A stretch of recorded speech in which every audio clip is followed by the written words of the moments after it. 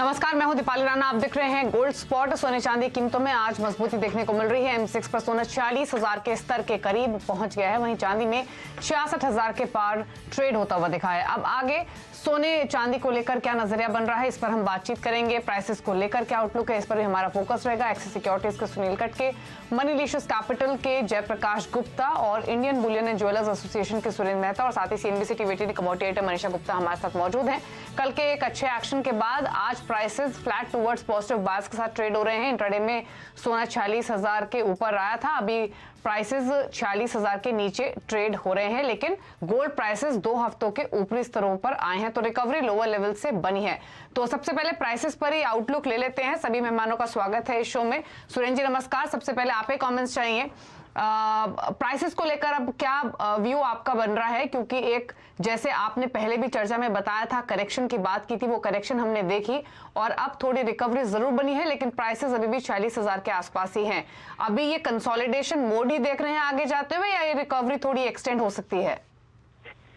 देखिए 1754 एक बहुत बड़ा लेवल है। यदि इस लेवल को क्रॉस करता है, मतलब इंडियन प्राइस में यदि 46,300-350 को क्रॉस करता है, तो उसके बाद वहां से एक बड़ी तेजी बनेगी और शायद ये बिल्कुल रिकवरी पाथ की तरफ गोल्ड चला जाए, ऐसा हो सकता है।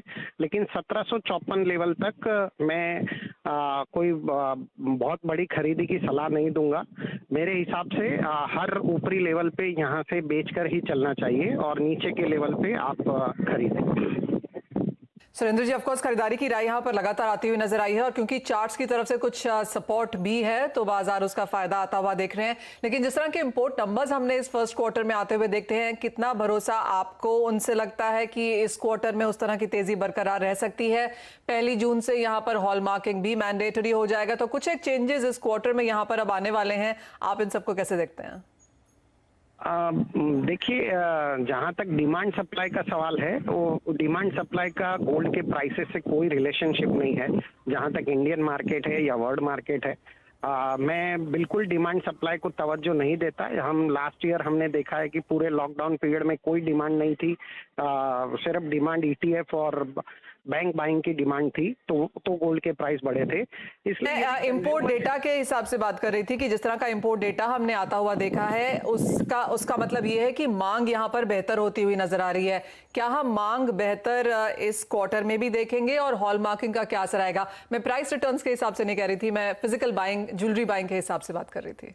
बिल्कुल, इंपोर्ट डेटा तो यही दिखाते हैं कि डिमांड अच्छी रहने वाली है, लेकिन जिस प्रकार से जो पूरे हिंदुस्तान की मेजर गोल्ड सप्लायर सिटी है महाराष्ट्र, उसमें जिस प्रकार से लॉकडाउन 1 महीने के लिए, तो मुझे नहीं लगता है कि वो डिमांड बरकरार रहने वाली है।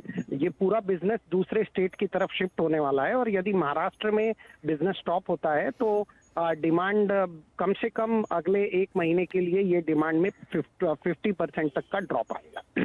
यानी क्वार्टर टू क्वार्टर यहाँ पर हम 50% की गिरावट देख सकते हैं। लेकिन अगर हम पिछले क्वार्टर की ही बात करें तो क्या फिजिकल डिमांड, जिस तरह के इंपोर्ट्स देखने को मिले हैं, रिकॉर्ड इंपोर्ट्स मार्च के लिए, रिकॉर्ड इंपोर्ट्स पिछले क्वार्टर के लिए, क्या मांग भी उस लिहाज से बेहतर हुई है? जी बिल्कुल, मांग बेहतर हुई है, क्योंकि प्राइसेस उसको बहुत ही सपोर्ट कर रहे हैं। रिप्लेसेबल डिमांड है, जो लोग पिछले साल नहीं खरीद पाए थे वो इस प्राइस में अब आके खरीद रहे हैं।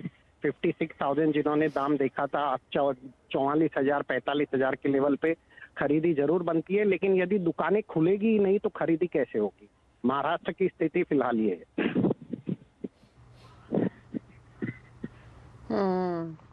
जय, आपका व्यू क्या है? गोल्ड पर डिमांड को लेकर तो थोड़े कंसर्न्स बने हैं, जैसे जैसे कोविड के केसेस बढ़ते हुए दिखे हैं, लेकिन प्राइसेस को लेकर आपका आउटलुक क्या है और क्या स्ट्रैटेजी आप इस वक्त मौजूदा सिनेरियो में रेकमेंड कर रहे हैं अपने क्लाइंट्स को? जी दीपाली, देखिए मैंने जैसे लास्ट वीक भी आपके शो पे चर्चा हुई थी, मैं बुलिश हूँ गोल्ड प्राइसेस को लेके। लेकिन अगर चार्ट्स की बात करें, जैसा मेहता जी ने कहा कि 1750-1754 डॉलर के आसपास एक रेजिस्टेंस है, मार्केट उसको ब्रीच करता है तो मुझे लगता है 1775 डॉलर तक भी दिखा सकता है।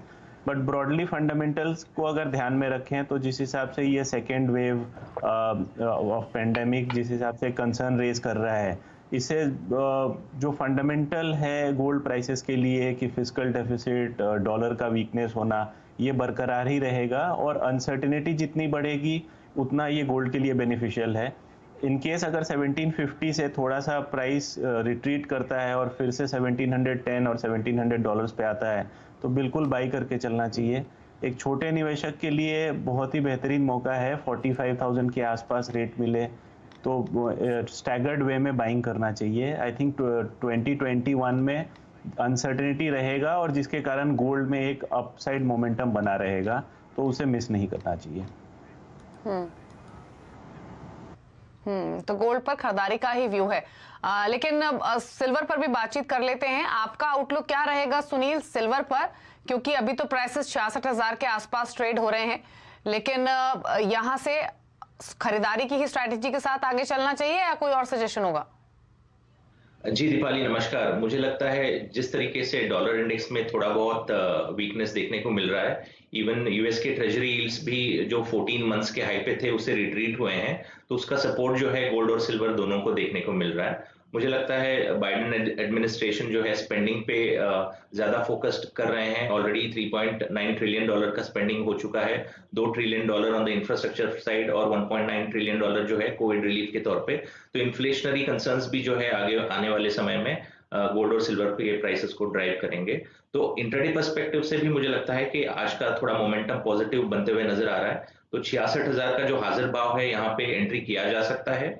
65,600 का एक अगर स्टॉप लॉस मेंटेन करके चलेंगे तो 66,800 तक का लेवल आज के ट्रेडिंग के सेशन में देखने को मिल सकता है।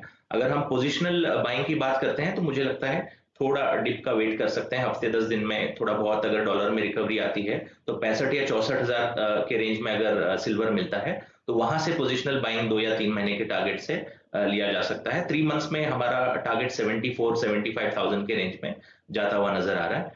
इंट्राडे पर्सपेक्टिव से 66,800 के टारगेट से खरीद सकते हैं यहाँ पे भी। सोने और चांदी में यहाँ पर खरीदारी की राय है। अगर आपको डिप्स और करेक्शन मिलें तो यहाँ पर उनका फायदा जरूर उठाएं। और जैसे सुरेंद्र जी कह रहे थे कि महाराष्ट्र में जिस तरह का लॉकडाउन लगता हुआ नजर आया तो फिजिकल बाइंग यहाँ पर कम हो सकती है, लेकिन ऑनलाइन खरीदारी, फ्यूचर्स में खरीदारी की यहाँ पर एक्सपेक्टेशन है कि वहां पर शायद आपको बेहतर नंबर्स आते हुए नजर आए। इसी के साथ सुरेंद्र जी बहुत शुक्रिया साथ में समय बिताने के लिए। एक गोल्ड स्पॉट से आगे बढ़ेंगे और बात यहाँ पर अब कच्चे तेल की करेंगे, जहां पर आज दूसरा दिन है जब हमने बढ़त बरकरार बनते हुए देखी है। 2-3 फैक्टर्स हैं यहाँ पर सुनील। एक तो ये कि जो वियना में यूएस और ईरान की बात हुई है उसका कोई हमने विकल्प निकलते हुए नहीं देखा। भारत सऊदी अरेबिया से यहाँ पर 30 से 36% कम तेल खरीदेगा मई में, तो उसकी वजह से भी बाजार में हल्की सी कंसर्न्स हैं और इंटरनेशनल बाजार भी इन चीजों पर ख्याल दे रहा है। आप अब यहाँ से प्राइसेस को कैसे देखते हैं? इस हफ्ते के लिए क्या स्ट्रैटेजी है? जी मनीषा जी, मुझे लगता है प्राइसेस पे थोड़ा दबाव रहेगा क्योंकि टेक्निकल फ्रंट पे भी शॉर्ट साइड में ओपन इंटरेस्ट बढ़ते हुए नजर आ रहा है। और दूसरी तरफ हमने देखा कि ओपेक प्लस नेशंस ने मई में प्रोडक्शन बढ़ाने की ऑलरेडी डिसीजन ले चुके हैं। और जिस तरीके से कोविड केसेस बढ़ रहे हैं, मुझे लगता है टाइटर रिस्ट्रिक्शंस रहेंगे आने वाले समय में, तो उसका भी डिमांड पे इम्पैक्ट रहेगा। और ऑन द यूएस फ्रंट पे हम देखते हैं तो यूएस के रिग काउंट में भी अच्छी खासी इजाफा हमने देखा हुआ है। तो कहीं ना कहीं इवन ईरान का भी क्रूड अभी मार्केट में आने जैसा लग रहा है। तो सप्लाई फ्रंट पे कोई ज्यादा कंसर्न नहीं रहेगा। डिमांड फ्रंट पे जैसे मैंने बताया थोड़े कंसर्न्स रहेंगे, तो प्राइसेस थोड़े प्रेशर में रहेंगे। मुझे लगता है ब्रेंट जो है अभी $63 के रेंज में चल रहा है, ये 61 या $60 तक का लेवल जो है सरवाइव कर सकता है। तो 1 वीक के पर्सपेक्टिव से मुझे लगता है 4400-4420 के रेंज में सेल इनिशिएट करना चाहिए और तकरीबन 4200 का टारगेट जो है 1 वीक के टारगेट से लेके चल सकते हैं। अगर इंट्राडे की बात करते हैं तो मुझे लगता है कि 4360 का एक टारगेट लेके करंट मार्केट पे सेल कर सकते हैं, 4450 का स्टॉप लॉस लगा सकते हैं। तो क्रूड में सेल करने की सलाह है। 4360 का टारगेट है। स्टॉप लॉस आपका इनफैक्ट 4450 का रहेगा, तो बेचने की सलाह है। लेकिन बेस मेटल पैक पर राय ले लेते हैं। जय, क्या सजेशन रहेगा आपका? ज्यादातर बेस मेटल्स हरे निशान में ही कारोबार कर रहे हैं। निकल, लेड, जिंक, एल्यूमिनियम, कॉपर यहाँ पर 1/4% से लेकर आधा % का मूव है। कोई ट्रेड आपकी ओर से? जी दीपाली, मुझे लगता है कॉपर में यहाँ पे भी बाइंग पोजीशन बनाया जा सकता है। जिस हिसाब से यहाँ पे इंफ्रास्ट्रक्चर स्पेंडिंग पे जोर है यूएस में, 2 ट्रिलियन की यहाँ पे एक बजट एलोकेशन है, जिसके कारण बेस मेटल प्राइसेस में एक रिकवरी देखने को मिलेगी। दूसरी तरफ यहाँ घरेलू मार्केट में भी देखें तो रुपए में यहाँ पे वीकनेस कायम है। उसका भी एक पॉजिटिव बेनिफिट मिलेगा प्राइसेस को। तो short term point of view से भी मुझे लगता है 686 के आसपास बाई करके चलें। 705 तक का लेवल हो सकता है 1 से 2 दिनों में देखने को मिले।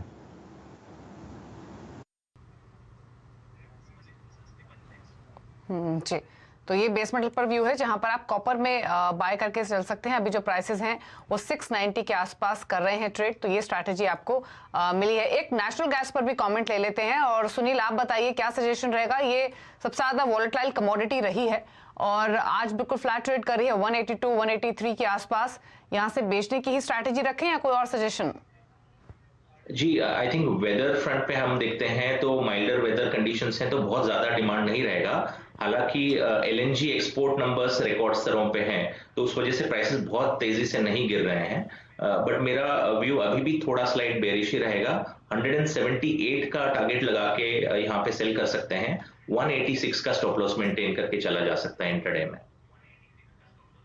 खरीदारी की राय फिलहाल यहाँ पर काफी कमोडिटीज में आती हुई, लेकिन इसी के साथ रुकेंगे एक ब्रेक के लिए। जब लौटेंगे तो बात करेंगे एग्रीकल्चर कमोडिटीज की। वहां पर रफ्तार अच्छी खासी ऊपर की तरफ है, लेके आएंगे हॉट कमोडिटीज भी ब्रेक के बाद।